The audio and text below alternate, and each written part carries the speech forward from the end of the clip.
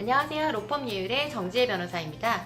지금까지 저와 함께 소장 작성, 답변서 작성, 내용증명 작성 등 소송서류 작성 하시느라고 조금은 지치셨을 듯 해서 오늘은 좀 쉬어가는 시간으로 사회적으로 이슈가 되고 있는 문제들에 대한 일반인들의 궁금증 해결해보는 시간 갖도록 했습니다. 오늘도 언제나 저희 로펌 예율 리서치 도와주시는 허 기자님께서 고생을 해주셨고요. 사전에 가정폭력과 이혼소송에 대한 질문을 먼저 좀 받아보았습니다. 질문 수가 너무 많아서 모두 다 답변해 드릴 수 없음을 양해해 주시고요. 가장 질문 수가 많았던 부분에 대한 제가 답변을 오늘 속 시원하게 해드리겠습니다. 네, 첫 번째 질문입니다. 제가 잠깐 화면을 좀 보면서 질문이 어떤 질문이 있는지 보면서 답해드리겠습니다. 언어적 폭력도 가정폭력에 해당하나요? 예, 동영상 다들 보셨을 텐데요. 거지같이 죽어라, 죽어버려 라고 막 고함을 지르고 욕설을 하고 비방하는 모습 볼 수 있잖아요. 이렇게 신체적인 폭행을 행사하는 것이 아니고 단순히 언어적으로 언어적인 폭언이죠. 그런 고성을 지르고 욕설을 하고 위협을 가하는 그런 행위도 당연히 가정폭력에 들어가게 됩니다. 가정폭력이라고 하면 이제 가족 구성원 사이에서 수반되는 정신적 또 신체적 아니면 재산적 피해를 수반하는 모든 행위를 일컫게 되는데요. 그렇기 때문에 이런 정신적 고통을 야기하는 행위는 모두 가정폭력에 들어간다고 할 수 있습니다. 가정폭력에 대처하는 확실한 증거로는 어떤 게 있을까요?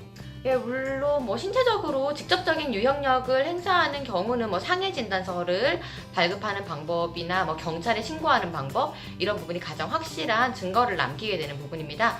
그런데 조금 전에도 말씀드렸듯이 폭언이나 단순히 그냥 신체적 유형력이 아니고 정신적 고통만을 야기하는 그런 행동에 대해서는 사실 증거를 남기기가 쉽지 않습니다. 조현아 전 대한항공 부사장이 남편이 했듯이 동영상을 촬영을 하는 방법도 있지만 사실은 쉽지 않죠. 그게 순간적으로 일어나는 일들이기 때문에, 따라서 녹음 자료를 만드는 것이 또 좋지만 그것조차 여의치 않다면 자신의 가정폭력 피해 상황에 대해서 주변인들에게 계속 지속적으로 알려서 진술을 확보하는 것도 좋습니다. 다음은 세 번째 질문입니다. 접근금지 신청이 가능한가? 라는 질문입니다. 예, 일단은 가능해야겠죠. 가정폭력 범죄에 시달리는 분들은 당연히 접근금지 가처분 신청 너무나 절실할 텐데요.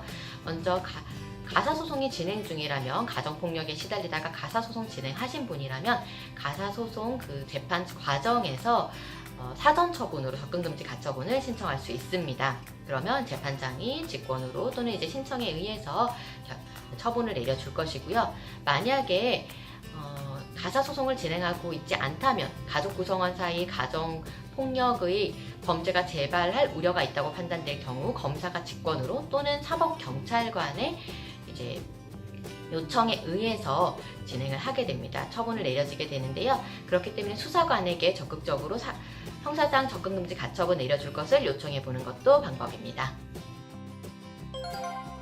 네, 다음은 네 번째 질문입니다. 형사고소를 진행하는 것이 좋을까요? 라는 질문인데요. 저는 형사고소를 진행하실 것을 적극적으로 추천드립니다. 가정폭력 범죄라는 것은 사실 당사자들의 적극적인 신고가 없으면 결국 밝혀지기 쉽지가 않습니다. 그렇기 때문에 참지 마시고 꼭 용기를 내셔서 신고를 하실 것을 권해드리고요.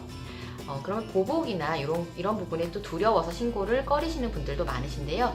앞서 제가 설명드렸듯이 이제 형사상 접근금지 가처분 등 임시조치를 해줄 수도 있고요.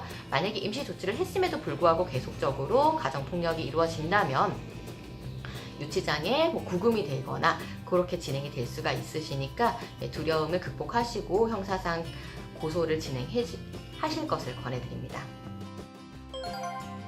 네, 다섯 번째 질문입니다. 마지막인데요. 가정폭력으로 이혼소송을 할 경우 위자료 청구가 가능합니까? 라는 질문입니다. 당연히 가능해야겠죠. 상대방의 가정폭력이 혼인 파탄의 주된 이유가 되었다면 그것은 이혼 사유가 되는 것이고요. 가정폭력으로 인해서 이혼에 이르게 되었다면 그 부분으로 인해서 당사자가 정신적으로 고통을 입었음이 통상적인 법감정을 통해서도 어느 정도 입증이 되었다고 보아야 할 것입니다. 위자료라는 것은 결국 정신적 고통에 따른 손해배상이거든요. 그렇기 때문에 가정폭력이 이혼 사유가 되었다면 당연히 위자료 산정의 고려 대상이 되게 됩니다. 네, 오늘 짧은 시간 저와 함께 가정폭력과 이혼소송에 대해서 알아보셨는데요. 조금이나마 여러분들의 궁금증 해소가 되셨으면 좋겠습니다. 이혼소송은 그 어떤 소송보다도 이성적인 접근이 필요하다고 저는 보고 있습니다. 특히 이런 가정폭력에 따른 이혼소송에서는 상대방에 대한 보복의 두려움 이런 것 때문에 잘 용기를 내지 못하시는 분들이 많습니다. 가정폭력이 단순히 1회에 그쳤거나 우발적인 것이 아니고 지속적이고 반복적으로 이루어졌다는 점에 대해서 입증할 수 있는 증거 자료를 사전에 잘 모으셔서 조금 하루빨리 가정폭력에서 벗어나실 수 있기를 기도하겠습니다.